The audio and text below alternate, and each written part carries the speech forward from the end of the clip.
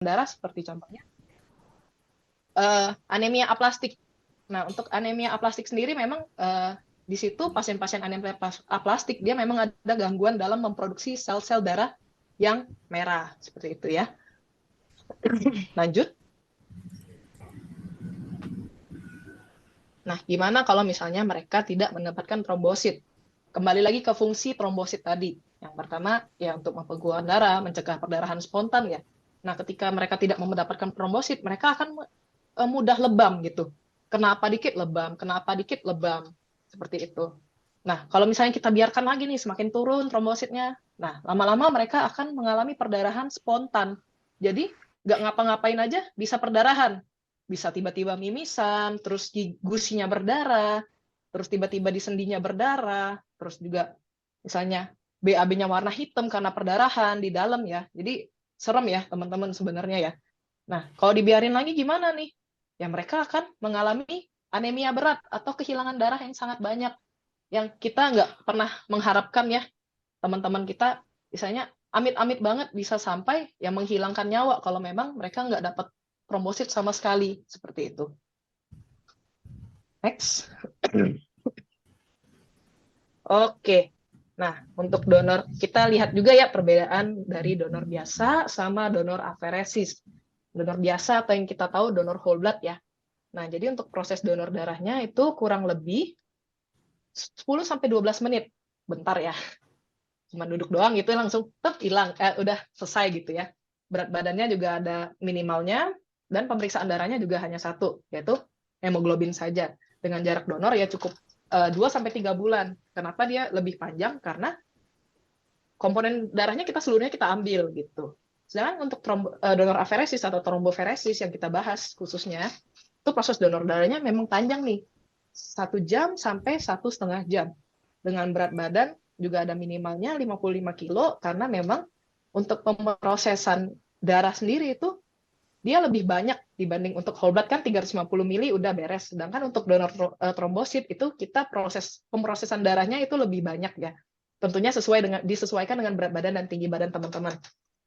Pemeriksaan darahnya pun lebih lengkap. Hemoglobinnya kita lihat, sel darah putihnya kita lihat, trombositnya juga, dan kejernihan plasmanya. Dengan jarak donor lebih singkat, 14 hari. Karena memang tadi umur trombosit 7-10 hari udah ada yang baru. Gitu. Next.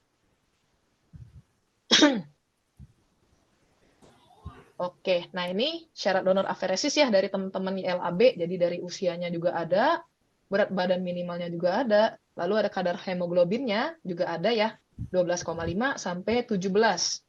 Nanti ini akan saya jelaskan kenapa hemoglobin juga tetap penting kita lihat gitu ya.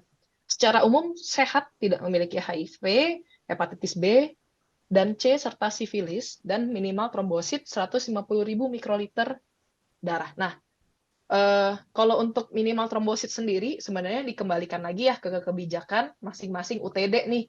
Tergantung nih yang di Solo, di Bali, atau di Makassar, ataupun di tempat saya, itu mungkin ada kebijakan tersendiri. Seperti contohnya di tempat kerja saya, itu dia minimalnya 200.000 gitu ya. Karena memang kita menjaga agar pendonornya juga tidak jatuh dalam kondisi yang misalnya trombositnya kurang dari normal. Oke, next. Nah, oke, proses aferesis ya. Nah, gimana sih prosesnya kok bisa lama banget sih sampai 1 jam sampai 1,5 jam ya? Nah, jadi sebenarnya untuk donornya lagi-lagi itu sama.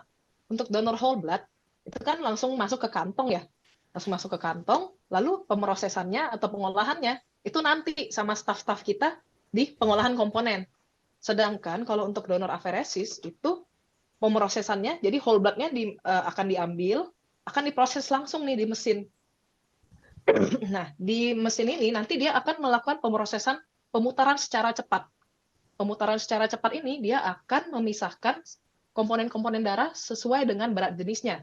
Contohnya sel darah merahnya dia akan, karena berat jenisnya lebih berat ya, dia akan paling bawah, terus atasnya itu ada sel darah putih, lalu trombosit, lalu plasmanya. Nah, nanti akan terpisah nih ya.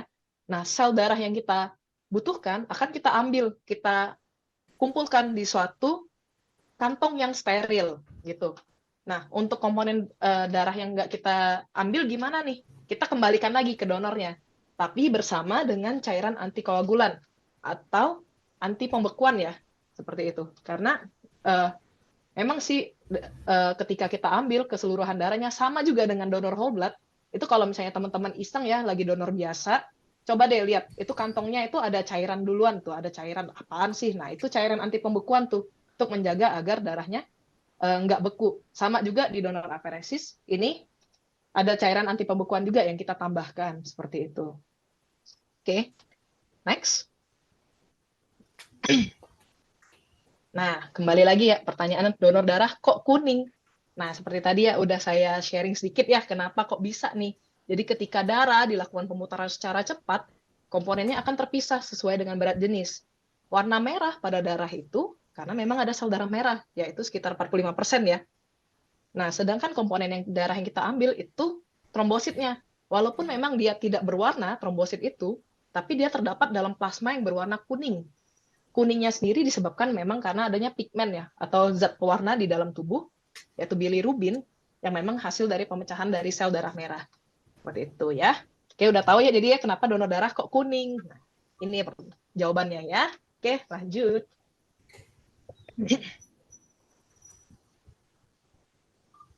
Oke. Oke, keunggulan donor darah aferesis apa sih? Nah, ini untuk pasiennya yang pertama kita bisa mengurangi resiko reaksi transfusi. Jadi beberapa teman-teman yang udah sering mengalami, misalnya udah sering transfusi ataupun baru pertama kali transfusi, itu tetap ada resiko reaksi transfusinya. Jadi misalnya kalau teman-teman mungkin pernah ya keluarganya atau siapanya pernah transfusi yang kok tiba-tiba menggigil, demam. Nah, itu adalah salah satu reaksi transfusi. Nah, kalau misalnya untuk donor aferesis itu kan hanya dari satu donor ya. Jadi untuk sel-sel imunnya pun udah lebih terisolasi ya dibandingkan dengan uh, minimal 4 donor untuk memenuhi satu kantong trombosit. Udah minimal banget itu ya. Sedangkan kalau misalnya 4 donor kan, 4-4-nya juga dia memiliki karakteristik imun yang berbeda. Nah, ini bisa bergabung kan. Makanya reaksi transfusinya akan lebih gede. Walaupun untuk misalnya trombosit ini memang untuk pasien-pasien tertentu sih ya. Nah, lalu respon kenaikan trombosit yang lebih baik, terutama pada pasien dengan kelainan darah tertentu. Jadi dia udah ditransfusi, trombosit ini kok nggak naik-naik ya, atau kenaikannya itu tidak sesuai dengan harapan dari dokternya. Nah, itu mungkin memang membutuhkan nih transfusi dari trombosit aferesis. Lalu keunggulannya lagi, kita bisa mengambil komponen yang dibutuhkan saja dengan jarak donor yang memang bisa lebih singkat, 14 hari. Gitu. Lalu kandungan dan volume trombosit yang kita ambil itu bisa disesuaikan. Disesuaikan dengan apa? Dengan kebutuhan dari rumah sakit dan juga kondisi dari pemeriksaan darah donor. Jadi kita akan sesuaikan dengan hasil trombositnya, dengan berat badannya, tinggi badannya, seperti itu ya. Oke, lanjut. Nah, gimana sih cara menjadi pendonor trombosit? Yang pertama, lihat kebutuhan trombositnya ya. Pokoknya follow aja nih IG-nya Aferesis Squad, itu pasti udah ada tuh tiap hari, pasti diupdate itu pokoknya. Di RSCM berapa, di Darmais berapa gitu ya, pasti ada itu ya. Nah, kenapa sih nggak bisa yang langsung ucuk-ucuk datang gitu ya? Karena memang umur trombosit sendiri setelah kita ambil itu hanya 5 hari. Jadi kita benar-benar mencegah ya, jangan sampai nanti teman-teman donor tapi darahnya keburu expired, nggak kita pakai gitu ya. Nah, lalu yang kedua, lakukan registrasi dan pengisian formulir di UTD masing-masing. Dia nanti formulirnya memang banyak ya teman-teman ya, pertanyaannya udah banyak, kadang tulisannya kecil-kecil ya, terus juga kok serem-serem pertanyaannya ya, terus kok personal banget ya, kadang misalnya tentang apalah berhubungan seksual Kak, pernah melakukan pengobatan, pernah tato dan lain-lain. Nah, itu memang untuk keamanan darahnya ya untuk pasiennya dan juga untuk keselamatan teman-teman ketika melakukan donor ya.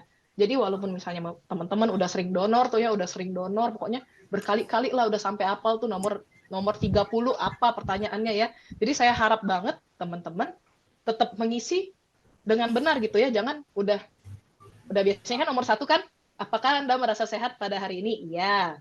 Terus apakah Anda mengkonsumsi obat-obatan? Enggak kan, pokoknya sampai ke bawah enggak aja, di garis aja gitu ya. Aduh, jangan deh teman-teman ya. Pokoknya dicentang aja, pokoknya dibaca aja sambil relax, sambil misalnya nunggu tensinya turun kayak kalau untuk orang-orang dengan hipertensi ya gitu ya. Jadi pokoknya diisi aja dengan baik karena kita juga nggak tahu nih kapan teman-teman kondisi kesehatannya kan sungguh dinamis ya, cepat berubah gitu ya istilahnya ya. Jadi itu yang pertama untuk keselamatan teman-teman, yang kedua untuk keamanan darah untuk pasiennya gitu ya. Jadi walaupun sering, jadi saya harapkan teman-teman juga bisa mengisi formulirnya dengan baik ya. Oke. Setelah diisi nanti akan kita lakukan pemeriksaan dokter. Jadi ada wawancara singkat, misalnya nanti ditanya berat badan, tinggi badannya, terus uh, ada gimana hari ini sehat nggak, ada makan obat-obatan nggak, dari riwayat penyakit nggak, dan saya harapkan teman-teman juga bisa jujur nih untuk menjawab pertanyaan dari dokternya gitu, karena ini kembali lagi keselamatan teman-teman dan keamanan darah untuk pasiennya gitu. Nanti kalau udah oke, kita akan lakukan pemeriksaan darah. Kita pengambilan sampel ya paling hanya 3 cc, kita ambil sampelnya, nanti kita akan lihat pemeriksaan darahnya seperti itu. Lalu kalau udah berhasil, langsung donor. Nah kalau misalnya udah all okay, pokoknya kalau kita udah bilang gas, nah udah gas donor gitu kan. Nah itu jadi itu udah dinyatakan layak donor ya teman-temannya. Silakan persiapkan diri. Jadi persiapannya apa aja? Ya teman-teman minum gitu ya, ke WC gitu ya. Jangan sampai nanti di tengah-tengah lagi donor kebelet, ada tuh, ada banget itu gitu ya. Oke, next. Nah, ini ya teman-teman untuk pemeriksaannya nih. Jadi kalau di Cipto sendiri di tempat saya itu memang cukup lengkap ya, dari atas itu ada sel darah putihnya, sel darah merahnya, hemoglobinnya, terus hematokritnya, terus morfologi sel darahnya, terus trombositnya juga semuanya diperiksa ya seperti itu. Oke, nah dan juga dilihat nih, kita lihat kejernihan plasmanya. Jadi nanti kan 3 cc kita ambil, nanti kita putar dulu nih, paling 2 menit, 3 menit, pokoknya keseluruhan hasil pemeriksaannya selesai lah ya dalam waktu 5 menit. Tapi tergantung juga kembali lagi nih, mungkin ada beberapa kebijakan di rumah sakitnya yang memang harus melewati pemeriksaan infeksi menular lewat transfusi darah yang mungkin makan waktu lama juga gitu ya. Nah, nanti kelihatan nih, teman-teman lihat ya, yang di bagian kiri itu kok plasmanya keruh banget ya, cairan darahnya tuh kayak keruh banget, sedangkan yang bagian kanan itu kuning. Nah, ini. Jadi kalau misalnya teman-teman donor, itu pasti kita lihat nih, keruh apa enggaknya gitu. Karena kalau misalnya memang keruh, secara visual agak gimana gitu ya kalau kita transfusikan ke pasien ya, walaupun mungkin tidak ada sesuatu yang signifikan lah jika kita transfusikan, tapi secara visual kayak gimana gitu ya. Nah, kalau misalnya keruh itu artinya mungkin pola hidup teman-teman ada yang nggak kurang sehat nih ya. Mungkin makannya lagi berantakan, lagi banyak makan-makan yang berlemak gitu ya. Oke, next.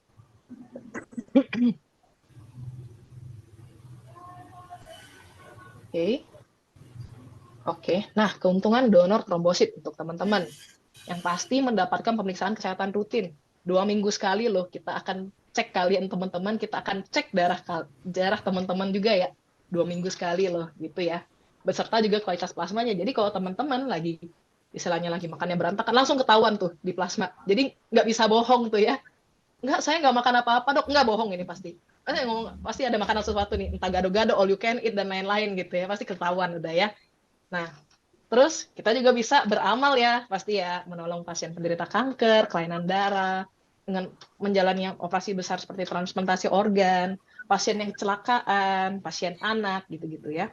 Dan juga pastinya teman-teman selalu termotivasi untuk selalu menjaga kesehatan. Kalau udah niat mau donor, pasti apapun dilakukan nih biar bisa lolos nih, gitu ya. Pasti akan dijaga mulai dari pola makannya, banyakin minum, tidurnya cukup, dan itu pasti akan berefek positif terhadap badan teman-teman ya. Dan juga tergabung dalam komunitas pendonor darah. Nah, ini benar-benar suatu aktivitas yang positif ya. Bisa next.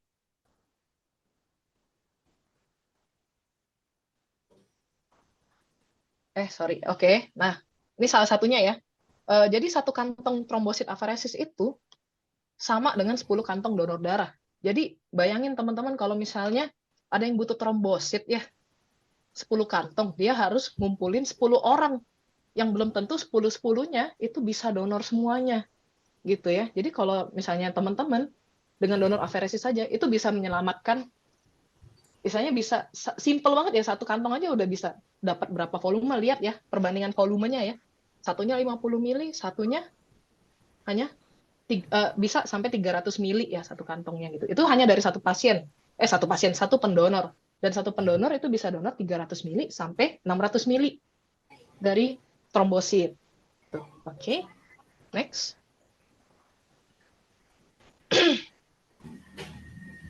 Nah, ini ya teman-teman dari tadi bergabung dalam komunitas pendonor darah. Tuh, pada keren-keren ya teman-temannya LAB, dia sampai buat pameran tuh ya di rumah sakit kita, terus juga donasi ke anak-anak dengan penderita kanker, terus juga ada acara-acara kopi darat gitu ya, versi squad, dan juga pasti ada grup ya, grup yang misalnya saling memotivasi ya satu sama lain, bisa saling sharing juga gimana sih pengalamannya donor aferesis gitu. Ada apa nih atau misalnya teman-teman mungkin sempat sedih ya, sempat ditolak gitu ya, bisa tuh curhat tuh di grup itu ya. Jadi bisa saling sharing lah gitu ya. Oke, boleh next. Nah, tetap ya, seluruh tindakan itu pasti ada resikonya. Nah, untuk efek sampingnya sendiri, untuk donor aferesis memang yang pertama ada reaksi lokal, nyeri atau lebam di sekitar tusukan. Karena memang kan kita menggunakan jarum, terus kita tusuk ya di bagian lengan sekitar sini ya. Kalau dapat yang istilahnya enak banget di pembuluh darahnya, udah itu istilahnya merem aja udah bisa ketahuan nih pembuluh darahnya. Ada juga yang kebanyakan yang cewek-cewek ya, yang ya Allah halus banget gitu ya. Ya Allah cobaan apa lagi gitu ya buat kita buat nusuk itu. Tapi tenang tenang ya teman-teman. Kita udah pasti ada staff-staff yang udah terlatih ya. Pokoknya mau sehalus apapun itu tidak luput dari teman-teman kita gitu ya. Nah, lalu juga ada reaksi donor ya. Jadi reaksi donornya itu hampir sama dengan reaksi donor darah biasa, pusing, mual, keringat dingin. Itu biasanya bisa karena memang mungkin teman-teman yang kurang tidur itu bisa, atau mungkin cairan yang misalnya kita lakukan pemrosesan mungkin terlalu banyak, itu juga bisa gitu ya. Jadi memang kayak kurang cairan gitu ya pada saat donor darah. Lalu kemudian ada reaksi sitrat. Reaksi sitrat ini maksudnya jadi akan kerasa nih ada kram-kram di bibir atau di jari-jari, kesemutan gitu ya. Nah, ini karena memang kita penambahan cairan antikoagulan seperti yang di ini ya, jadi kayak cairan infus tapi isinya cairan anti pembekuan. Nah, di situ memang ada namanya sitrat yang bisa mengikat kalsium di tubuh kita. Nah, ketika kita kekurangan kalsium karena diikat oleh reaksi cairan ini, maka itu yang bisa terjadi ya di tubuh kita. Cuman tenang saja, untuk sitrat ini sendiri itu misalnya bisa dibuang lah ya, bisa diproses lah oleh hati ya. Jadi tenang saja, mesin-mesin kita udah canggih banget dan tenaga-tenaga kita sudah terlatih banget. Jadi kalau teman-teman ada keluhan apapun itu pasti kita dengan cepat gitu ya. Lalu kekurangan cairan atau hipovolemia dan reaksi alergi. Reaksi alergi sih jarang banget ya. Tapi untuk pengalaman saya sendiri, jarang banget sih ketemu yang ada efek samping ya, maksudnya jarang banget yang ketemu reaksi sitrat kayak gitu ya. Kalau untuk reaksi lokal ya pasti ada sih seperti itu ya. Oke, next. Nah, gimana nih? Kalau teman-teman udah dengar ya semuanya, apa aja persiapan menjadi pendonor trombosit? Yang pertama, yang pasti harus sehat, tidak sedang memiliki gejala apapun, misalnya batuk-batuk, atau ya kayak saya ini ya, batuk-batuk, flu, pilek, dan lain-lain, atau mengkonsumsi obat-obatan seperti antibiotik, pengencer darah. Tapi ada juga teman-teman yang nanya nih, kalau saya minum antihipertensi, itu boleh-boleh aja gitu. Pokoknya apapun obat yang teman-teman konsumsi, jangan lupa selalu sampaikan ke dokternya gitu. Jadi bisa nanti kita takutkan kalau misalnya memang ada obat-obat tertentu terus dipaksakan donor, nah itu kita takutkan bisa misalnya masuk ke tubuh pasiennya juga nih gitu ya. Lalu cukup tidur. Tidur yang cukup minimal 5 jam memang bisa mengurangi reaksi donor seperti itu ya. Walaupun waktu donor juga bisa sambil tiduran ya. Gitu ya, tapi tidak disarankan ya teman-teman ya. Oke. Terus makan dan minum yang cukup, minum air yang cukup dengan nutrisi yang cukup untuk teman-teman yang mungkin HB-nya suka mepet ya, hemoglobinnya mepet 12,4, 12,3. Ya mohon maaf gitu ya, kita pasti belum bisa gitu ya. Jadi boleh juga diminum suplemen-suplemen vitamin penambah zat besi seperti itu ya. Dan hindari makan makanan yang berlemak tinggi karena yang tadi apapun teman-teman yang teman-teman makan itu akan kelihatan di plasmanya ya. Oke. Next. Oke, jadi teman-teman udah siap untuk menjadi pendonor trombosit? Oke, terima kasih. Oke, baik. Terima kasih untuk presentasinya yang luar biasa dari Dr. Jo. Oke, Thank you. dengan presentasi dari Dr. Jo tadi, kita harapkan teman-teman yang sudah pernah donor aferesis, yang rutin donor aferesis, semakin semangat untuk menjalankan rutinitasnya sebagai pendonor aferesis sukarela. Dan buat teman-teman yang belum pernah donor aferesis, kita harapkan semoga kekhawatiran teman-teman berkurang dan berani coba donor aferesis. Oke, sebelum kita masuk ke sesi tanya jawab, berhubung sudah ada 800 juta orang yang tergabung dalam webinar siang hari ini. Kalau kayak gitu ini kayaknya lagi timing terbaik nih untuk kita foto bersama. Halo operator di Jakarta, apakah boleh dibantu supaya semua diizinkan untuk open mic dan open mic dan open kamera? Sebentar ya, Kak. Oke. Open mic. Habis foto bersama, nanti kita akan ada jargon bareng-bareng. Jadi teman-teman diharapkan juga untuk bersedia buka open mic ya. Oke. Untuk Kakak Putri mohon dibantu untuk capture foto kita bareng-bareng. Boleh saya catur dulu Pak? Yani? Oh iya, silakan Pak. Oke, gimana udah siap? Oke, karena kita nggak tahu ada di slide keberapa, jadi siap-siap aja muka cantik dan muka lucu ya. Yang shoot sudah siap ya? Oke. Silakan dihitung Kak.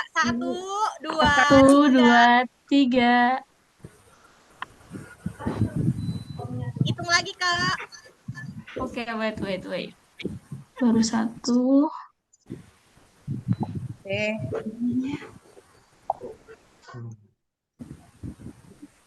Lanjut nggak?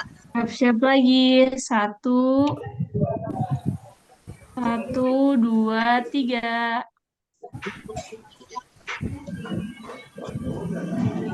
Selesai? Oke, lagi ya. Kita Sekarang set lagi, oke. ya. 1, 2, 3. Gimana tuh udah selesai? Last slide. Sebentar. Oke. Ini yang terakhir kayaknya. Yang terakhir ya. 1, 2, 3. Materinya udah, tapi dipilih foto dulu baru pertanyaan gitu loh. Udah semuanya Kak Fianda. Oke, setelah sesi foto bersama, selanjutnya kita mau sama-sama mengucapkan jargon biasalah secara versi berbagi. Nanti kalau saya jawab, saya bilang Aferesis Squad. oh ya, saya bilang aferesis squad, kalian jawab berani atau balik, gitu ya. Oke. Semuanya sudah open mic semuanya ya. Oke. 1, 2, 3. Aferesis squad. Berani donor itu baik. Sekali lagi nggak? Aferesis squad. Berani donor itu baik. Ya, tepuk tangan untuk kita semua. Wah, ada Pak Andi sambil donor kayaknya. Pak Andi Harley sumpah. Lah, Dokter Jus sekarang posisi ada di RCM. Enggak, lagi di rumah. Oh, Pak Andi. Oke. Oke deh, silakan kembali di close mic untuk semua peserta, karena selanjutnya kita akan masuk ke dalam sesi tanya jawab.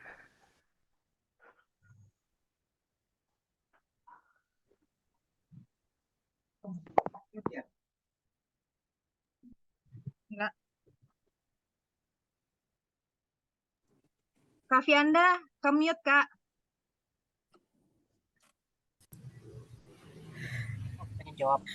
Oke.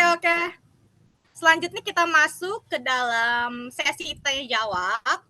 Di sini sudah ada banyak pertanyaan yang jenius sekali dari para netizen kami siang hari ini. Asli ini lagi Tapi dibacain saya satu-satu. pilih, Boleh dipilih aja boleh. saya pilih ya dari yang oke. Pertanyaan dari Pak Sadino. Boleh. Dok, ada yang memaksakan donor aferesis kurang dari 14 hari. Berarti pendonornya memberikan informasi yang palsu atau berbohong. Apa resikonya bagi pendonor dan bagi yang menerima transfusi?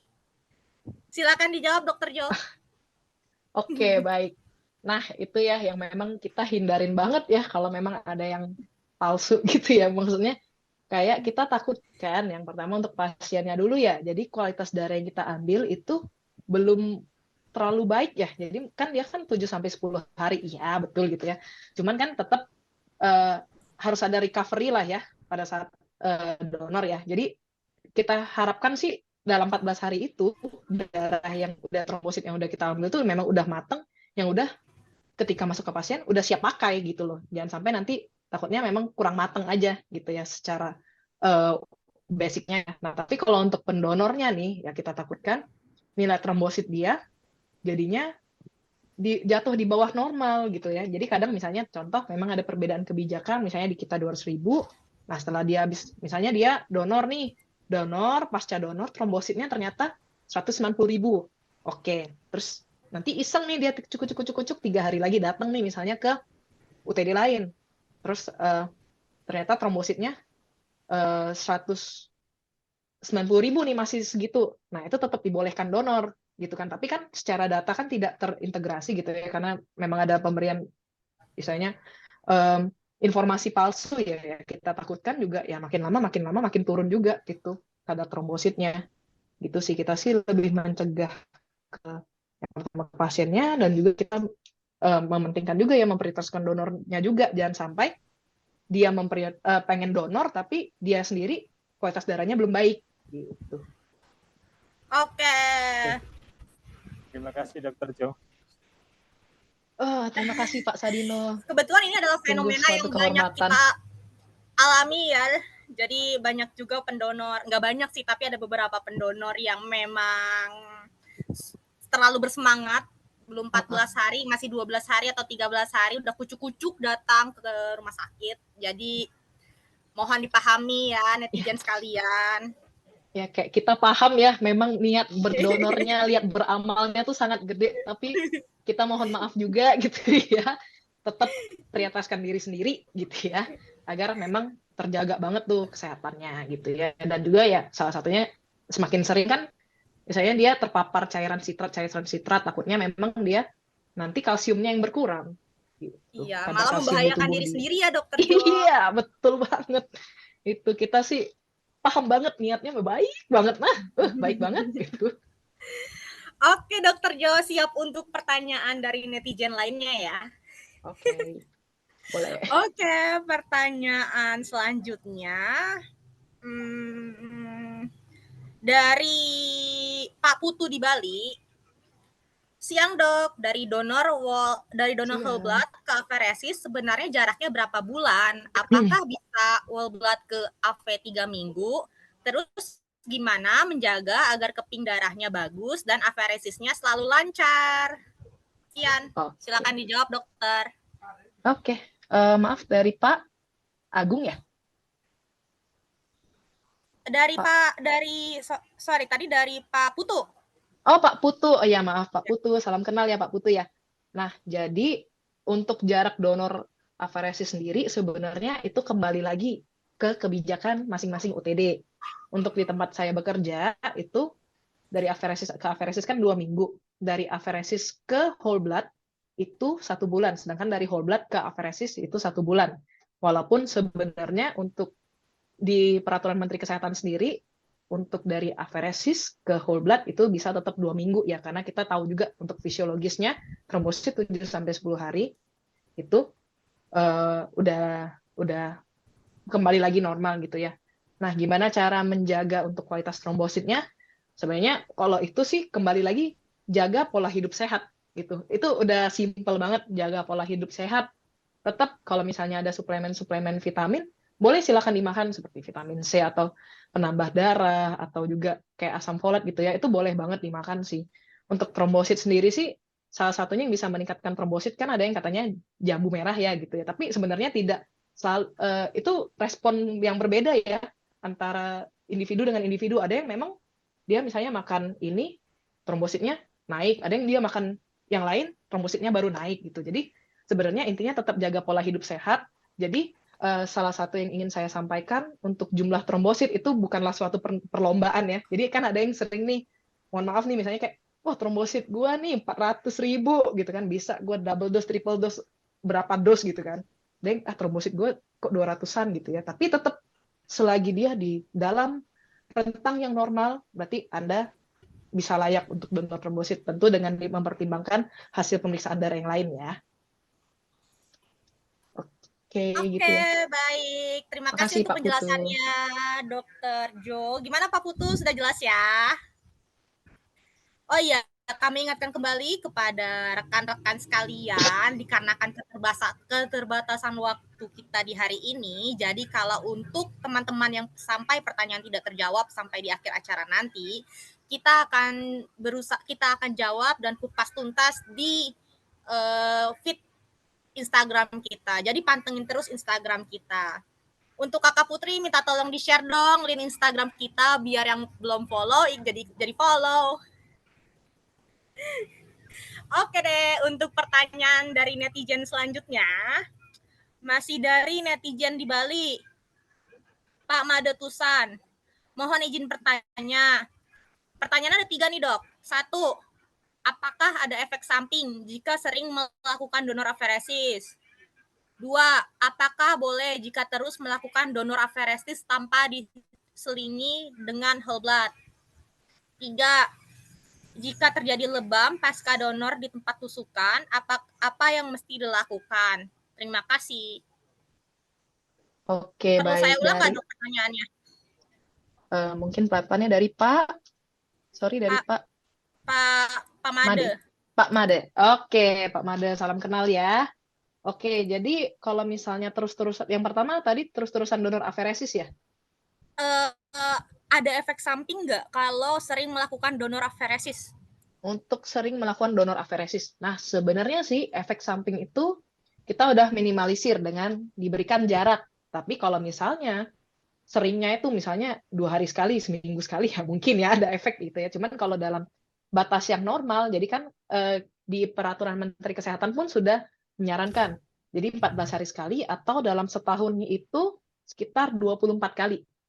Setahu saya maksimal 24 kali. Nah, kalau misalnya Pak Made sudah mengikuti dari peraturan itu, dari interval itu, seharusnya efek sampingnya minimal banget ya, hampir tidak ada ya. Pernah juga sih saya iseng cari jurnal-jurnalnya ya. Jadi ada yang memang mengatakan ada, contohnya dia mungkin ada beberapa parameter dari pemeriksaan darahnya mungkin ada yang mengalami penurunan atau peningkatan kayak gitu. Cuman memang sampai saat ini sih belum ada yang terbukti yang sampai signifikan banget tuh nggak ada gitu ya. Terus yang kedua tadi ini ya, kalau donor aferesis terus tanpa diselingin WB ya. Gitu, oke. Ya. Nah, gimana efeknya? Nah, sebenarnya sih sama juga sih sebenarnya tidak ada yang efek bagaimana karena memang sampai saat ini pun tidak ada yang melaporkan bahwa karena donor aferesis keseringan nih misalnya nyampe 200 kali, 300 kali dalam hidupnya itu ada efek istilahnya yang signifikan untuk tubuhnya. Sebenarnya sampai saat ini tidak ada ya. Atau mungkin saya belum terlalu research ya, tapi setahu saya sih setelah saya baca-baca memang tidak ada sih, jadi tidak harus diselingi, nggak juga harus, tapi terkadang memang kadang kita suka nyaranin untuk teman-teman yang mungkin sel darah merahnya tuh kayak tinggi terus tinggi itu yang dimaksud misalnya dia mencapai 6 juta gitu ya. Nah, itu udah kita saranin coba donor WB deh gitu. Memang kadang ada beberapa yang kita sarankan seperti itu, tapi tetap mempertimbangkan dari hasil pemeriksaan darahnya. Tapi kalau selama ini ketika donor ternyata pemeriksaan darahnya juga masih oke, itu nggak apa-apa sih. Karena kan setiap donor kita kan akan bertemu dengan dengan dokternya, dengan petugasnya kayak gitu ya. Jadi itu kalau misalnya udah dinyatakan layak donor, seharusnya sudah dipastikan aman. Untuk efek samping jangka panjangnya untuk sampai saat ini belum ada sih ya. Gitu. Lalu yang ketiga tadi kalau misalnya lebam ya, pasca donor gitu ya.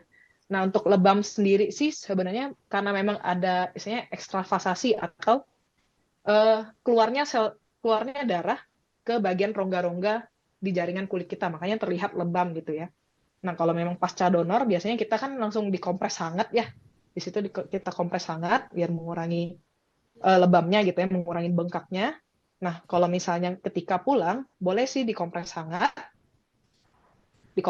kemudian nanti sekitar 2 hari itu boleh untuk mengurangi istilahnya nyerinya, itu bisa dengan dikompres dingin. Tapi kalau untuk awal-awal 3 hari awal dikompres hangat aja gitu. Tapi bisa juga nih beli thrombopop gel, itu juga kita kadang saranin nih ke teman-teman pendonor untuk dioleskan kalau memang sedang mengalami lebam gitu. Tapi dalam 7-14 hari harusnya udah oke.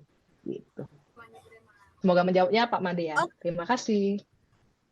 Oke, terima kasih penjelasannya Dr. Jo. Semoga pertanyaan dari Pak Made. Gimana Pak Made? Sudah jelas ya dijawab dengan Dr. Jo? Kita lanjut nih ke pertanyaan selanjutnya dari netizen yang berada di daerah Jakarta Pusat. Pak Sularno. Izin tanya dokter, ada kasus yang bikin saya sedikit trauma dok. Beberapa kali saya donor trombosit setelah darah tersaring warna kuning terpisah dan di akhir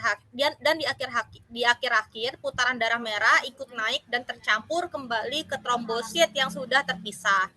Sayang kan dok kalau trombosit sudah tersaring mesin dan akhirnya tercampur kembali dengan sel darah merah. Mohon penjelasannya dokter, terima kasih. #berani donor itu baik. Iya Pak Sularno, pernah ya Pak ya terjadi ya? Oke, jadi kalau untuk ini ya, kalau itu kita sering sebutnya spill katanya. Jadi kayak istilahnya ada kebocoran ya, jadi darah merahnya itu tercampur ke trombositnya gitu. Nah, penyebabnya itu mungkin bisa yang pertama salah satunya dari kesalahan dari kit aferesisnya. Itu memang pernah ya salah satu terjadi. Jadi dia nggak sengaja ikut masuk gitu. Nah itu bisa. Mungkin juga yang kedua, nah jadi ini seperti yang tadi saya bilang, kan ada kita lakukan pemeriksaan morfologi sel darah merah. Sama sel darah merahnya juga kita lihat ya, tinggi apa enggak sih gitu. Nah untuk morfologi sel darah merah dengan morfologi yang lebih kecil ya, jadi selnya cenderung kecil. Jadi kalau misalnya teman-teman ketika melakukan pemeriksaan, ngelihat bagian MCV, MCH, MCHC-nya tuh kayak minus. Nah itu kemungkinan morfologi sel darah merahnya itu cenderung kecil. Nah, jadi ketika hal tersebut terjadi, jadi kan di situ kan di mesinnya itu memang dilengkapi dengan sensor ya, sensor untuk membedakan yang mana sel darah merah, yang mana trombosit seperti itu. Nah, kalau memang terlalu kecil, itu bisa nih karena sensornya itu nggak bisa terlewat mendeteksi si sel darah merah, jadi keikut masuk gitu. Tapi setelah dipelajarin, kemarin sempat saya baca-baca juga, jadi sebenarnya untuk trombosit yang tidak sengaja, tidak sengaja termasuk sel darah merah, itu sebenarnya tetap bisa dipakai. Gitu. Tapi tentunya pada saat kita lakukan uji pretransfusi, jadi ketika kita cross-match ya, kita cocokkan nih, kita lakukan uji kecocokan antara pasien sama pendonornya, sel darahnya ya.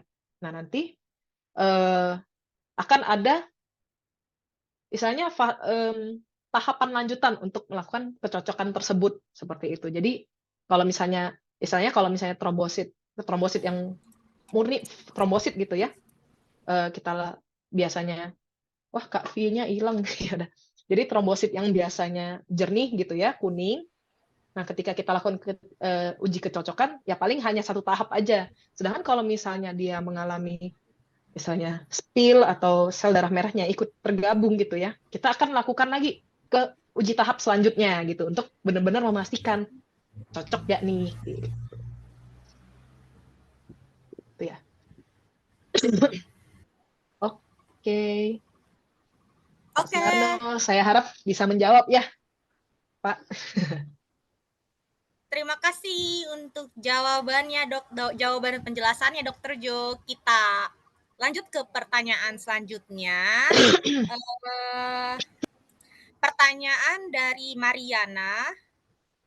Halo, selamat siang Dokter Jo. Mau izin bertanya, terkait donor aferesis ini, apakah ada syarat tertentu di luar yang kita biasa isi?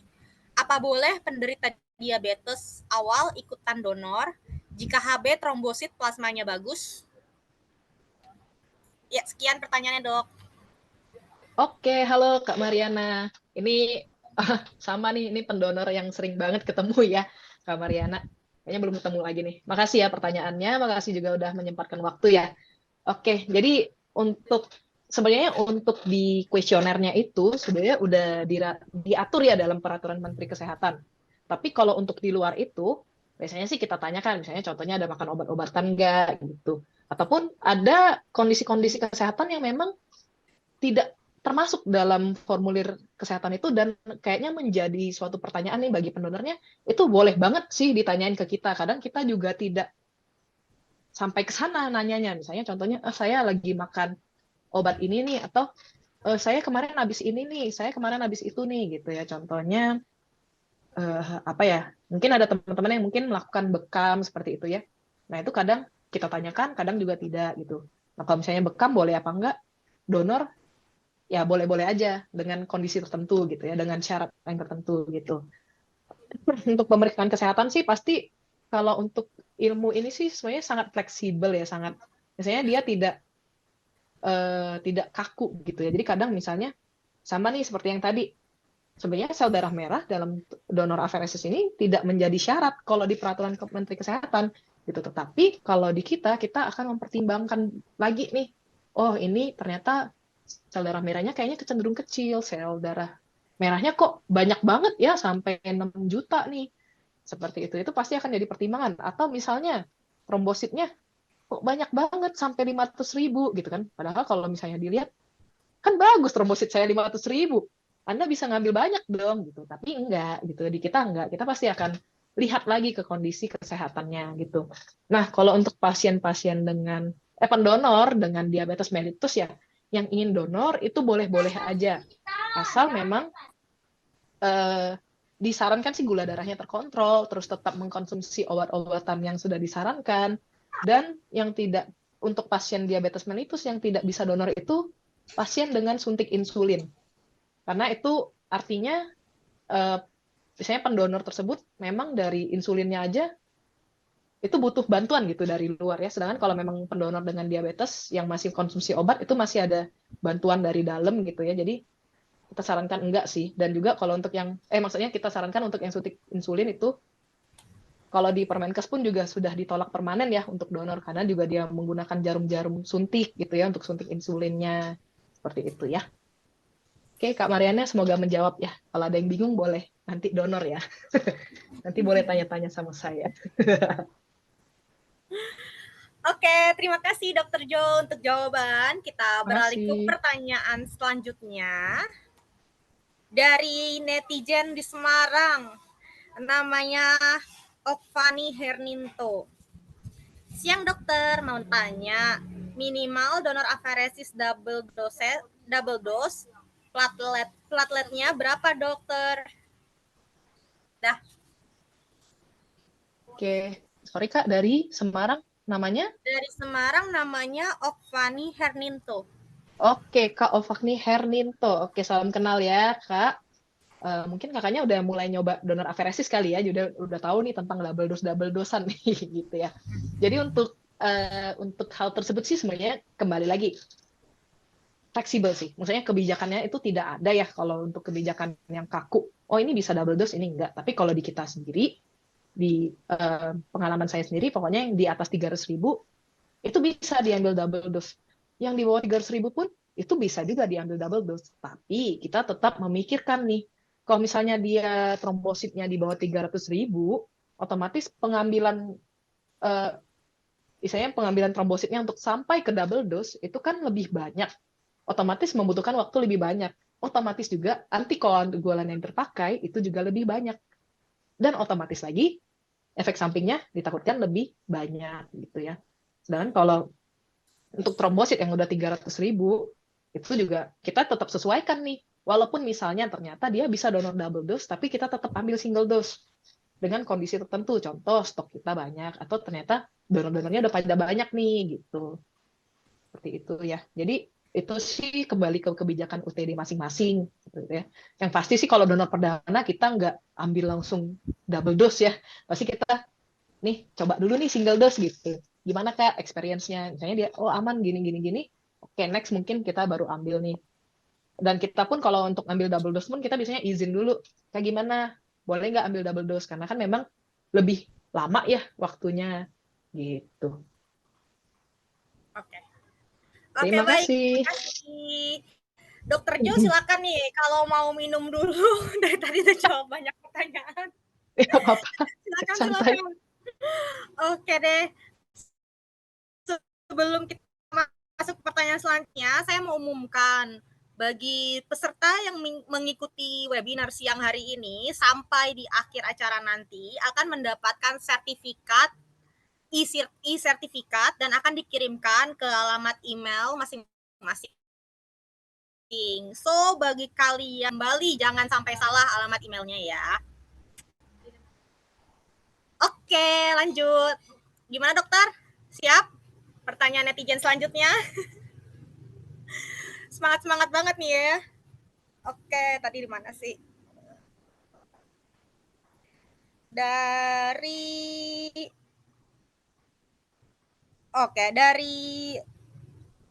netizen di Bekasi namanya Rizky Amelia. Dokter Jo mau tanya, berapa banyak trombosit yang berkurang rata-rata setiap kita donor 2 kantong? Berani donor itu baik. Silakan dijawab Dokter Jo. Oke, terima kasih Kak Rizky Amelia. Kayaknya terakhir kita ketemu kapan ya? Jangan lupa donor lagi ya nanti ya. Nanti ketemu lagi. Oke, terima kasih pertanyaannya. Ini memang udah pertanyaan dari pendonor-pendonor yang serutin banget ya.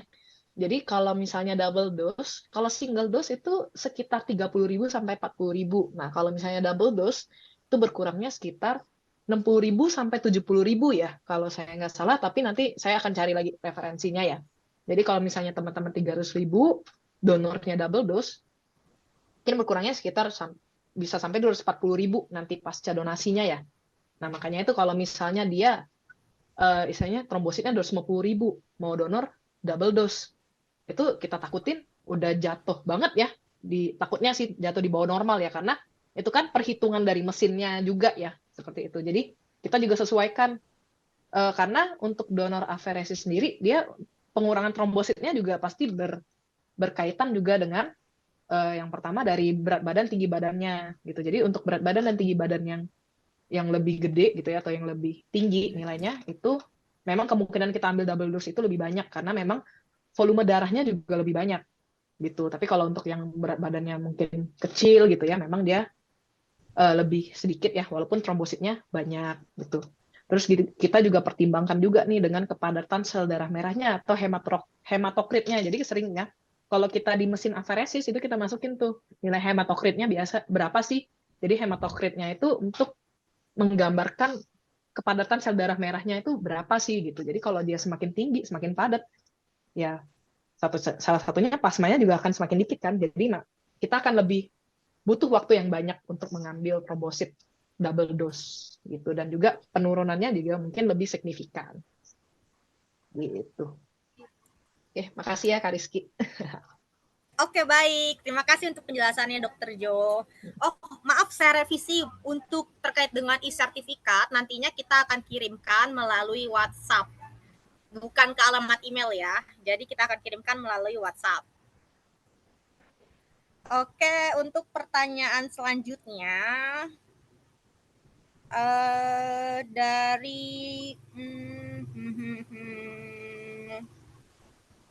dari Elta.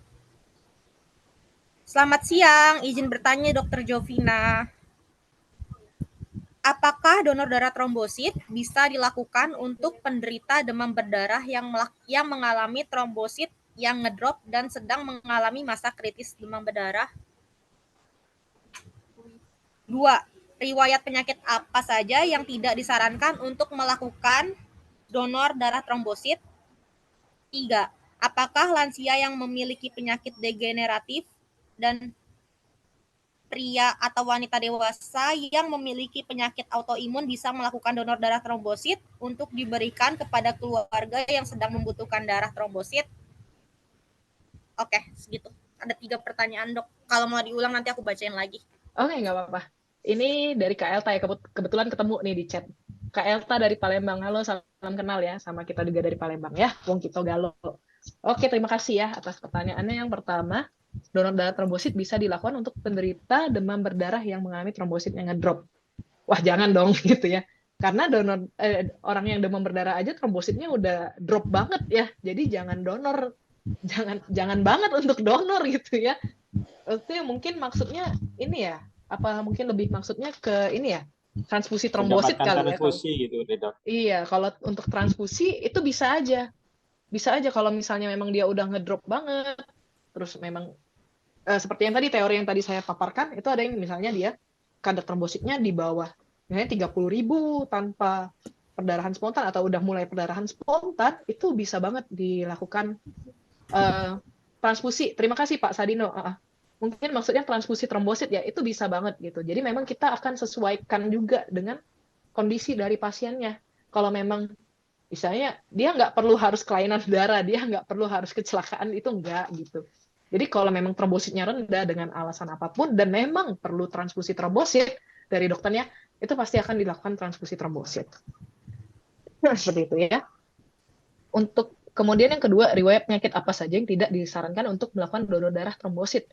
Nah, untuk riwayat penyakit sih sebenarnya yang pasti ada riwayat penyakit infeksi ya, seperti hepatitis C, hepatitis B, sifilis ataupun HIV, itu jangan banget, itu pasti akan ditolak ya untuk donor ya, karena kan untuk keamanan darahnya. Untuk riwayat penyakit yang lain sih, seperti contohnya ada riwayat salah satunya ya, misalnya dia sedang mengalami autoimun atau riwayat penyakit yang memang sedang makan obat-obatan rutin. Contohnya, ya salah satunya seperti autoimun ya, sebenarnya jangan dulu ya kalau memang dia sedang flare up atau sedang kambuh gitu ya.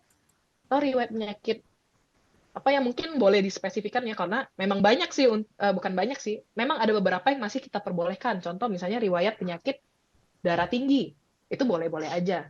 Atau dia dengan diabetes mellitus tadi, itu boleh-boleh aja gitu. Atau kelainan paru, seperti contohnya saya pernah asma dok, oh nggak apa-apa, boleh-boleh aja kok, lagi nggak kambuh kan, atau terkontrol kan, itu it's okay gitu.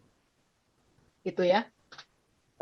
Tapi mungkin Kak Elta boleh kalau misalnya ada pertanyaan mungkin riwayat penyakit yang spesifik yang boleh, yang misalnya penasaran banget apa sih gitu, boleh tanyakan ya nanti ya.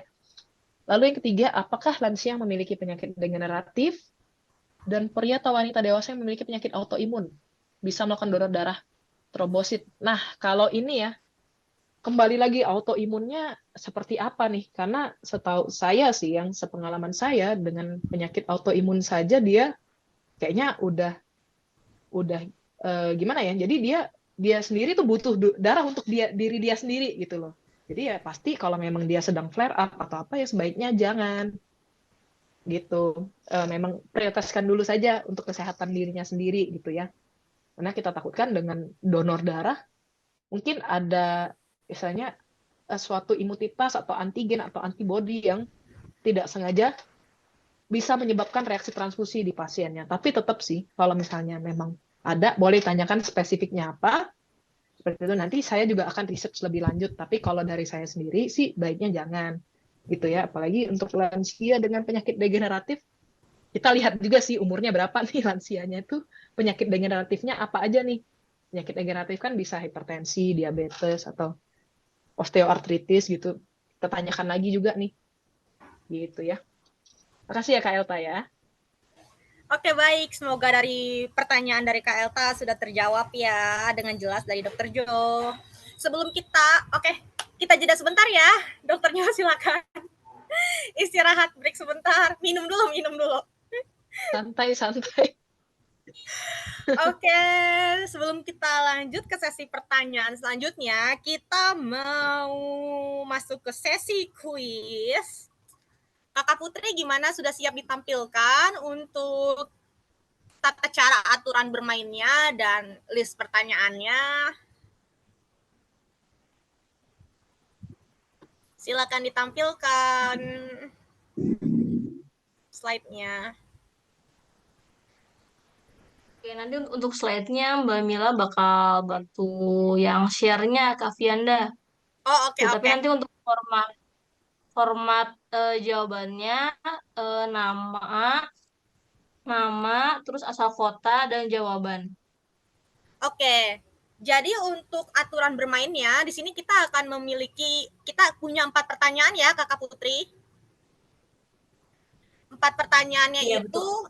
ya, 4 pertanyaannya itu terdiri dari multi choice. Jadi di sini setelah dibacakan dan atau ditampilkan pertanyaan pertama, teman-teman jangan langsung enter dulu jawabannya apa. Tahan dulu karena kita punya 4 pertanyaan. Jadi kalian cukup jawab misalkan pertanyaan pertama jawabannya A, kedua B, ketiga C, ketiga D. Setelah pertanyaan keempat, kalian baru enter bareng-bareng A, B, C, D. Nah, di situ baru langsung kita akan pilih jawaban yang semua jawabannya benar dan yang paling cepat. Siap ya netizen sekalian? Semangat. Oke, silakan ditampilkan, Kak. Pertanyaan pertama. Ditahan dulu ya, jangan langsung di-enter. Apa saja komponen darah? A. Plasma darah merah, trombosit, eritrosit. B. Sel darah putih, trombosit, eritrosit, leukosit. C. Leukosit, trombosit, eritrosit, plasma darah. D.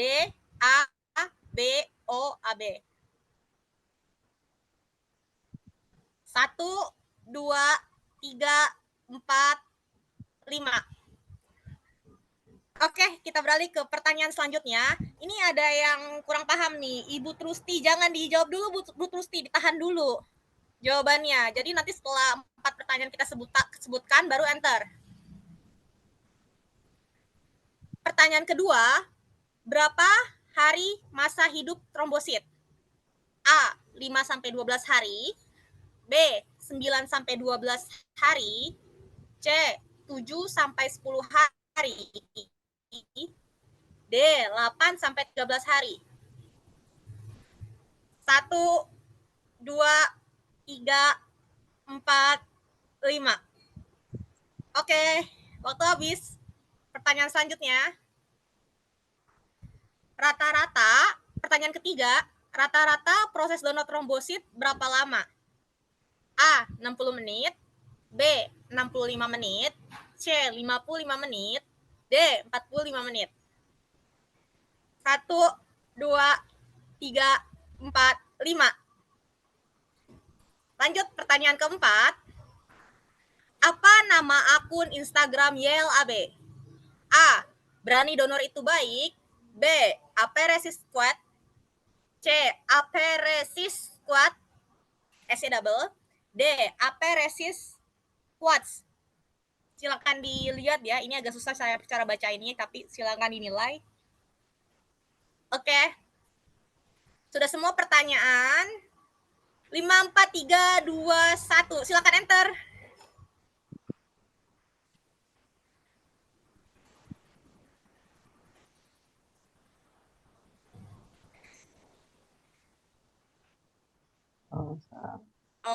Oke, kita tunggu sampai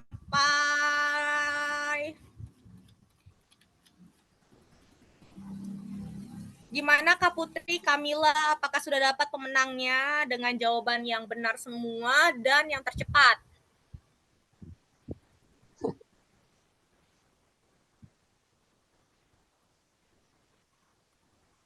Kalau sudah, tolong konfirmasi ya. Jeng, jeng, jeng, jeng. Oh, persaingan ketat ya.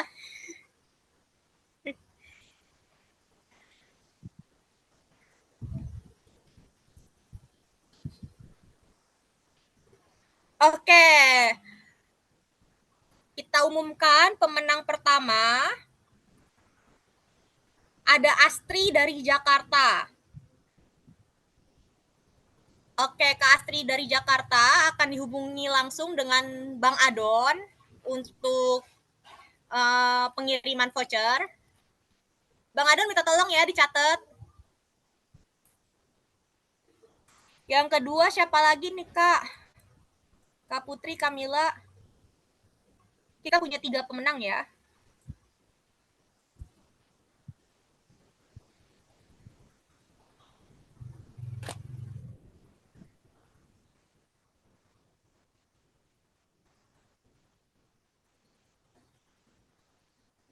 Oh, yang kedua ada Pamade Tusantara dari Bali. Silakan tunggu ya Pak Made. Selamat ya. Nanti akan dihubungi langsung oleh Bang Adon. Yang ketiga ada Heri Wahyudi. Selamat kepada Bapak Heri. Mohon ditunggu kontak dari Bang Adon. Udah 3 ya?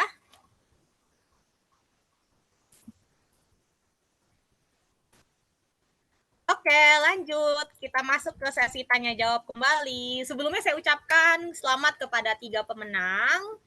Nanti akan mendapatkan voucher 50.000 dalam bentuk saldo OVO, GoPay atau Dana. Silakan dipilih. Untuk pertanyaan selanjutnya,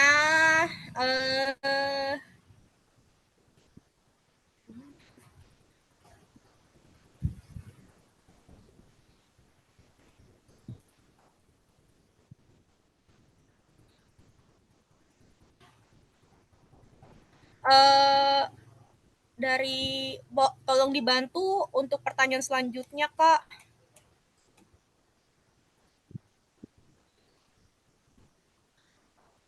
Oke. Izin bertanya, Dok, sumber nutrisi apa saja yang sebaiknya dikonsumsi untuk menjaga kualitas trombosit dalam tubuh dengan baik?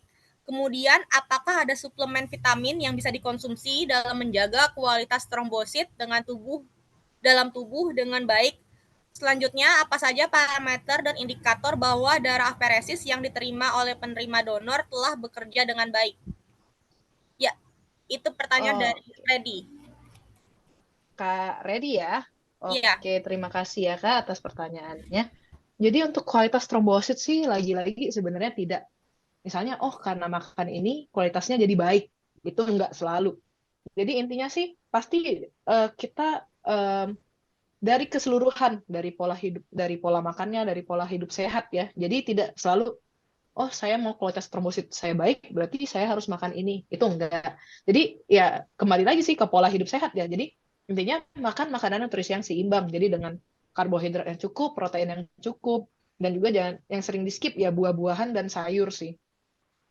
Kayak gitu ya. Jadi ini sering banget ya di skip ya karena untuk pola makan Indonesia di Indonesia sendiri kan karbo dan karbo. Nasi, mie gitu ya. Nasi, mie, tepung-tepungan, bakwan gitu ya. Jadi yang pasti sih tetap dari keseluruhan pola hidup sehat itu yang bisa misalnya menghasilkan kualitas darah yang baik ya. Jadi tidak spesifik dengan dengan makan vitamin ini, dengan ini. Cuman untuk vitamin-vitamin yang bisa membantu salah satunya ya vitamin penambah darah, terus juga kayak vitamin B12 gitu ya, asam folat gitu-gitu ya yang memang berkaitan langsung dengan darah gitu ya. Memang ya tidak bisa benar-benar habis makan ini naik nih trombosit enggak gitu ya. Jadi tetap pokoknya saya sarankan sih dari Kak Redinya sendiri tetap dijaga keseluruhannya, tetap dengan olahraga yang rutin gitu ya, nutrisi yang cukup gitu ya, minum air yang cukup gitu ya, agar nantinya trombosit yang didonorkan itu juga baik ke pasiennya gitu ya. Lalu yang pertanyaan yang ketiga ya. Ketiganya apa sih? Pertanyaan yang sebentar.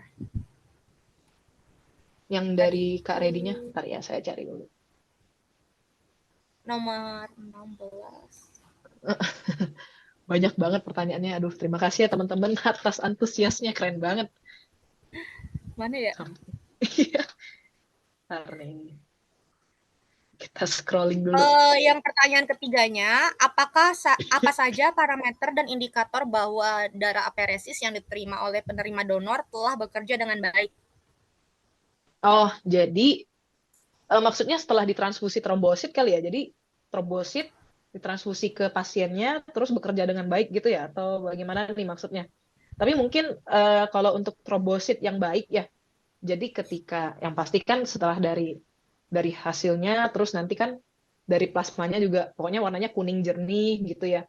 Terus nanti kalau misalnya dari secara kualitasnya ya, nanti ketika misalnya kakak donor gitu ya, nanti iseng nih pinjem, boleh nggak lihat trombosit saya gitu ya. Nanti coba deh iseng nanti kantong trombositnya itu dilihat nih di bawah lampu, nanti ada namanya swirly gitu ya, kayak fenomena-fenomena awan gitu ya. Nah, itu trombositnya tuh lagi bergulung-gulung di situ ya. Nah, kalau udah itu, ya itu misalnya nanti akan kita olah lagi dengan buang udara dan lain-lain, itu baru bisa dipakai. Nah, untuk bagaimana baiknya ke ke pasiennya kali ya. Nah, jadi pokoknya setelah kakak donor, nanti kita olah lagi, nanti kita periksa juga nih, ada nggak penyakit-penyakit menular, atau mungkin antibody irreguler yang bisa menyebabkan reaksi transfusi. Pokoknya kalau itu semua udah clear, itu akan kita lakukan transfusi ke pasiennya. Nah, kita pasti lihat di kenaikan trombosit pasiennya. Seperti itu. Nah, untuk melihat kenaikan trombosit tersebut kan pasti akan harus dicek ya.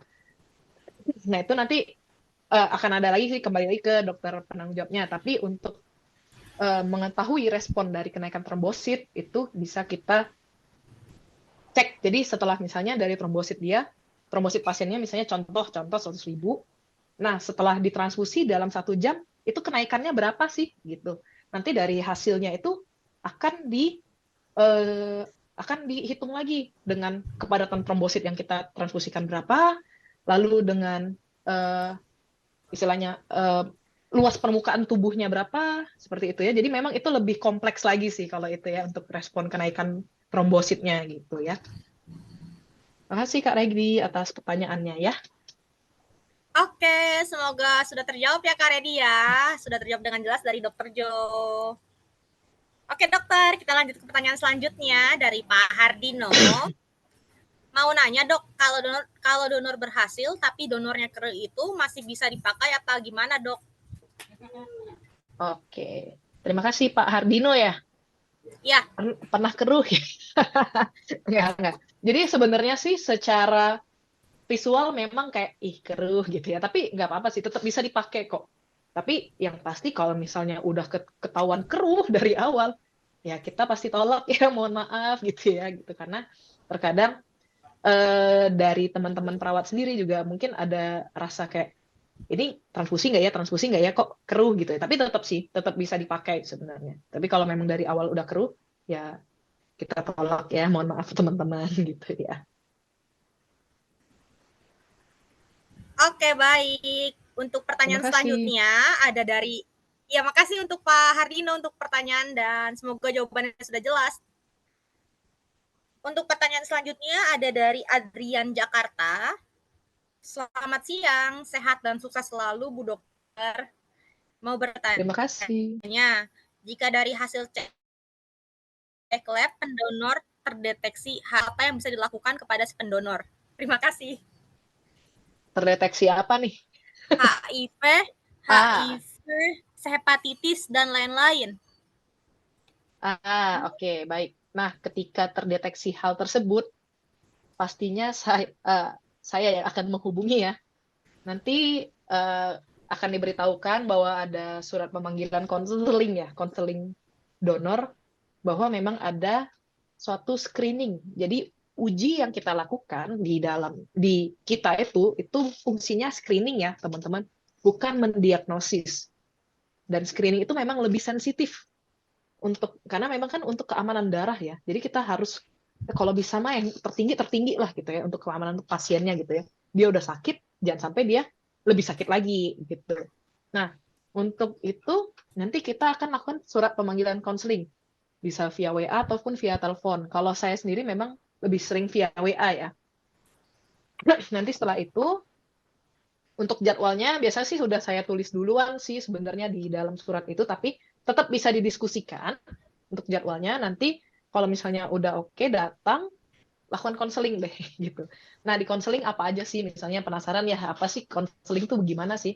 Yang pasti nanti akan saya beritahukan nih bahwa memang ada hasil screening yang reaktif, yang terdeteksi di darah Anda, dan hal ini perlu ditindaklanjutin dengan diperiksakan lagi ke laboratorium klinik di rumah sakit ataupun di laboratorium klinik lainnya gitu, karena kita bertanggung jawab dan kita juga sayang nih sama pendonor-pendonor kita gitu loh, jangan sampai ketika mereka ada penyakit mereka nggak tahu gitu loh.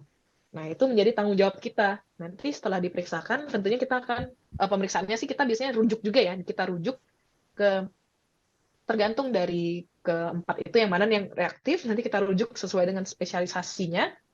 Nah, setelah itu boleh kasih feedback ke kita, benar nggak sih pemeriksaan yang di kita, atau bisa juga pemeriksaan di kita ternyata false positif karena kita sangat sensitif ya, fungsi screening itu sangat sensitif. Jadi ya misalnya teman-teman ada makan obat sesuatu nih, makan obat apa yang molekulnya itu mirip dengan amit-amit misalnya dengan hepatitis B gitu, itu bisa terdeteksi tidak sengaja terdeteksi gitu ya. Jadinya false positif atau positif palsu itu bisa seperti itu teman-teman gitu ya. Jadi kita memang ada prosedurnya sih. Setelah itu nanti kita kembalikan ke teman-teman nih, silakan kalau mau diperiksakan gitu ya. Kita pasti sangat menganjurkan untuk diperiksakan, dan untuk pengobatannya silakan seperti itu.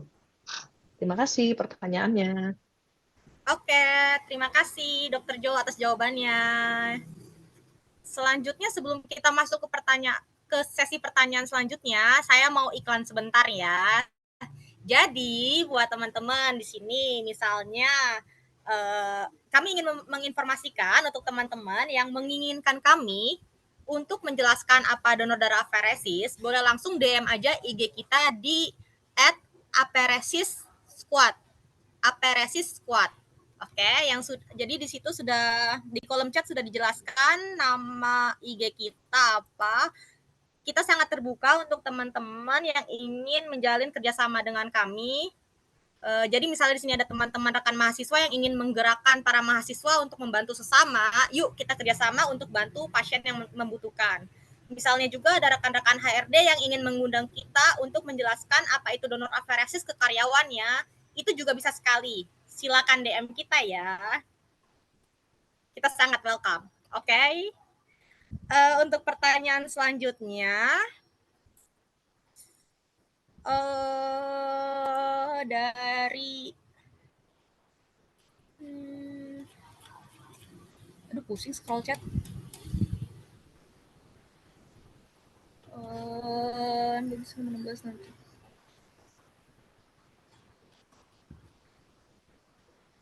Bang Adon, Kak Putri tolong dibantu untuk pertanyaan selanjutnya dong.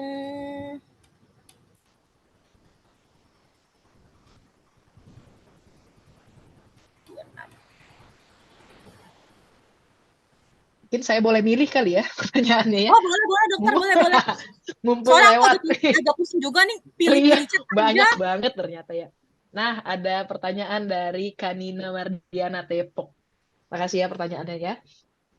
Apakah benar jika kita memutuskan untuk memiliki tato permanen ataupun semi permanen tubuh kita tidak bisa lagi melakukan donor aferesis atau darah merah karena darah kita sudah tercemar dengan tinta? Mitos atau fakta? Terima kasih. Jawabannya mitos. Jadi sebenarnya kenapa ada pertanyaan apakah Anda memiliki tato, jika sudah berapa lama? Nah, karena untuk tato sendiri itu kan menggunakan jarum ya. Jadi tintanya itu ditusukkan di sekitar ini ya, di lapisan kulit kita, ditusukkan di sini, makanya dia jadi kayak permanen gitu kan, karena misalnya jaringannya udah terwarnai nih oleh si tinta tato itu bukan berarti tidak boleh donor aferesis lagi, tetap boleh gitu, tapi memang ada jarak waktu yang perlu dipenuhi, paling enggak sih minimal banget 6 bulan ya, tapi memang disarankan 1 tahun. Kenapa? Karena memang ada beberapa tempat-tempat tato yang amit-amit banget ya, dia menggunakan jarum yang misalnya pindah-pindah gitu ya. Jadi dari satu pelanggan ke pelanggan lain gitu ya, bukannya nggak steril gitu ya tatonya. Sedangkan untuk tato sendiri kan dia memang seperti melukai ya di jaringan kulit kita, itu kan otomatis ada resiko untuk perdarahan, dan darah itu bisa, misalnya berdarah itu bisa mencemari si jarumnya terus ke pelanggan lain lagi gitu. Kita nggak pernah tahu darah orang itu bersih apa enggak, ada penyakit atau enggak. Sebenarnya sih kita concernnya sih ke situ gitu. Sama seperti ya, mohon maaf dengan rapi bekam seperti itu ya, memang kita kadang lebih menyarankan eh, paling enggak dikasih jarak waktu deh. Nah, kenapa ada jarak waktu nih? Kenapa 6 bulan sampai setahun? Nah, di sini kan kita melakukan screening infeksi menular lewat transfusi darah. Nah, kita juga butuh waktu nih, amit-amit banget ada yang tertular penyakit tersebut, itu dia juga butuh waktu untuk bisa terdeteksi di screening tersebut. Betul, makanya kita menempatkan waktu tersebut. Makanya kalau memang tato kurang dari 6 bulan, ya mohon maaf juga, kita pasti akan sarankan, Kak, ditunda dulu ya donornya gitu. Gitu. Nanti baru boleh tato gitu. Baru boleh donor gitu ya. Gitu, Kak Nina. Terima kasih atas pertanyaannya. Dokter Jo, karena keterbatasan waktu nih, mungkin kita buka lagi 3 pertanyaan kali ya. Tapi gimana kalau Dokter Jo yang pilih pertanyaannya? Oke. Karena sebenarnya banyak juga pertanyaan yang hampir mirip dan sebenarnya udah dijelaskan gitu ya. Oke. Nih, Pak Sugeng Hardinal. Awal banget nih. Apakah mesin untuk aferesis dan hemodialisis sama? Beda ya. Makasih ya Pak Sugeng atas udah menyempatkan untuk ikut webinar ini ya. Jadi beda ya, kalau aferesis kan kita milih komponen darah yang mau kita ambil gitu. Jadi nanti akan ada suatu tempat penampungan nih buat buat komponennya. Sedangkan kalau misalnya untuk hemodialisis itu berbeda lagi.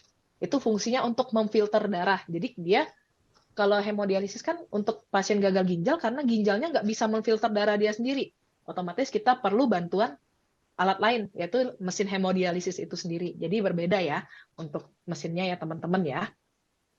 Terima kasih. Terus. Oke, baik. Dua pertanyaan lagi, Dok. Nah, mana ya? Nih, dari Pak Andara ya, apa yang harus dilakukan oleh pendonor agar angka trombositnya stabil atau normal? Karena ada pendonor yang angka trombositnya naik terus padahal rutin melakukan donor aferesis setiap 14 hari. Bahkan pernah mencapai 600.000.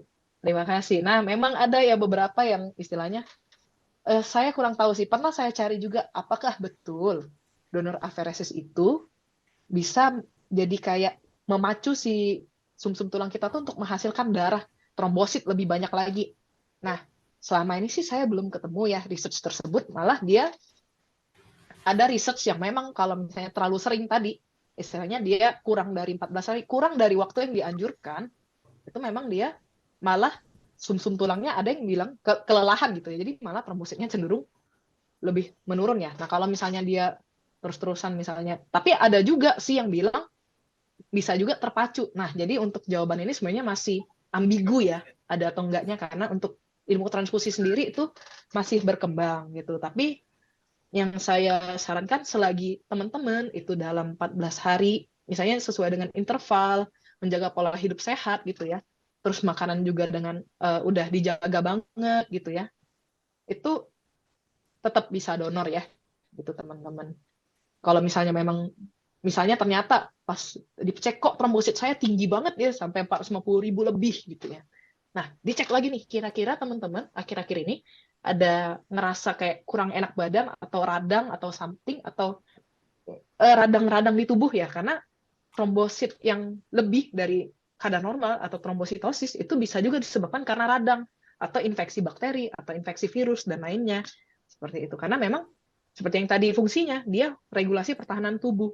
Jadi kalau misalnya memang dia ada misalnya ada sesuatu yang asing masuk ke tubuh kita, pasti akan direspon nih oleh sel-sel darah kita, oleh tubuh kita, yang mungkin pada saat itu direspon oleh trombosit. Makanya bisa sampai ke 600.000.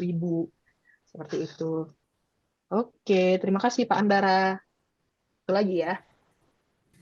Oke, Dokter, satu lagi ada pertanyaan terakhir. Apa mau pilih dari dokter sendiri atau dari kita nih? Boleh, Kak Vi kalau udah ketemu. Masih nge-scroll. Ini kayaknya ada pertanyaan yang nomor 3. Aduh, gue susah. Oh, dari Harry. Dok, aparesis yang diambil kan trombositnya. Kenapa kalau HB kurang dikit aja nggak boleh donor? Nah ini ya kayaknya tadi saya mau jelasin tapi saya lupa ya. Jadi ceritanya kan tadi dari proses aferesis sendiri ya, balik ke proses aferesis sendiri. Jadi whole blood-nya diambil, terus nanti diolah ya di mesin aferesis, komponen yang dibutuhin diambil, yang enggak dibalikin. Secara logika kan komponennya udah dibalikin nih, harusnya nggak apa-apa dong HB-nya kurang dikit gitu ya. Tapi tetap aja, karena walaupun yang kita ambil trombosit, sel-sel darah merah yang ada hemoglobinnya ya di situ ya, itu bisa tetap tertinggal walaupun sedikit aferesisnya. Jadi kalau misalnya iseng nih sambil abis selesai donor, abis dicabut donornya, sambil neken kan, ditekan tuh. Nah, liatin tuh petugasnya. Ngapain dia ya gitu. Liatin, lirikin. Nah pas dia lagi ngebuka si kitnya, itu pasti ada sel darah merah yang ketinggal di dalam bowl-nya. Nah, itu yang kita nggak mau, itu yang kita jaga juga, jangan sampai hemoglobin dari pendonor udah rendah, makin rendah lagi gitu. Jadi memang kita agak strict untuk HB ya, seperti itu. Gitu ya, Pak Heri ya tadi ya. Terima kasih Pak atas pertanyaannya. Oke, baik. Itu tadi pertanyaan terakhir yang bisa dijawab di siang hari ini ya. Untuk pertanyaan-pertanyaan dari para netizen selanjutnya yang belum sempat terjawab karena keterbatasan waktu kita di siang hari ini, nanti kita akan kupas tuntas dan kita posting melalui IG feed kita ya. Oke, di sini saya mau mengingatkan kembali, kami informasikan untuk teman-teman yang ingin bekerja sama dengan kami untuk mengadakan webinar edukasi tentang donor aferesis, kami terbuka sekali. Boleh langsung DM aja IG kita di @aferesissquad. Jadi misalkan teman-teman di sini ada rekan mahasiswa yang ingin menggerakkan para mahasiswa untuk membantu sesama, yuk kita bekerja sama untuk bantu pasien yang membutuhkan. Atau ada misalkan teman-teman rekan HRD yang ingin mengundang kita untuk menjelaskan apa itu donor aferesis ke karyawan, juga bisa sekali. Silakan DM kita di @aferesissquad. Oke, selanjutnya Dr. Jo, makasih untuk presentasi dan tanya jawabnya hari ini. Makasih Kak Vi, makasih ya dari teman-teman YLAB dan teman-teman telah menyempatkan waktu. Dan teman-teman lainnya, terima kasih ya. Semoga kalian sehat selalu dan jangan lupa donor aferesis. Oke, berani donor itu baik. Akhirnya kita sudah sampai di penghujung acara. Terima kasih banyak kepada seluruh pihak yang sudah hadir di siang hari ini. UTD RSUPN Dr. Cipto Mangunkusumo, Rumah Sakit Pusat Kanker Darmais, RSUP Fatmawati, RSUP Persahabatan, RSPAD Gatot Subroto, RSUP Dr. Karyadi Semarang, RSUD Dr. Muardi Solo, RSUP Profesor Dr. IGN Geng Murah Bali, RSUP Wahidin Sudiru Husodo, Makassar, dan teman-teman mesin donor darah aferesis, Terumo Indonesia, Itamara Noraya, Presenius Kabi Indonesia, dan Transmedik Indonesia. Semoga kegiatan yang kita lakukan dapat bermanfaat bagi banyak pasien yang membutuhkan. Amin.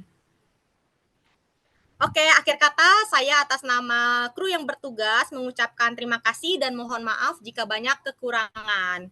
Aferesis Squad, berani donor itu baik. Kita berjumpa kembali di lain kesempatan. Bye. Ojo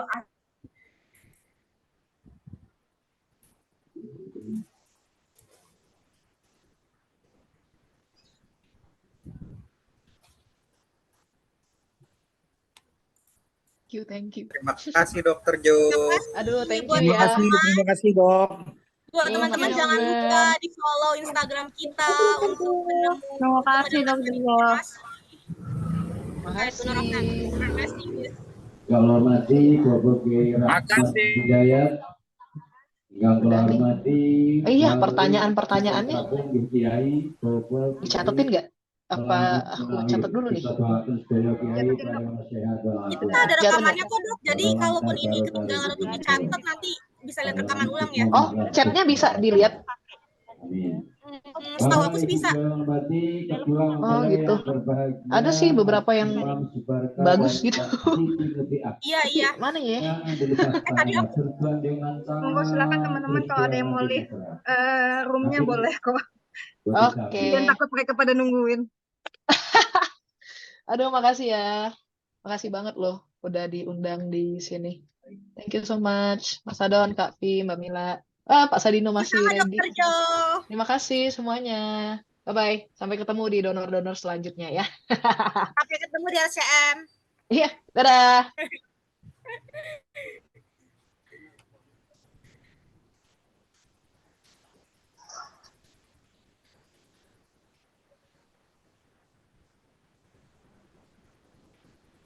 Makasih teman-teman yang sudah hadir.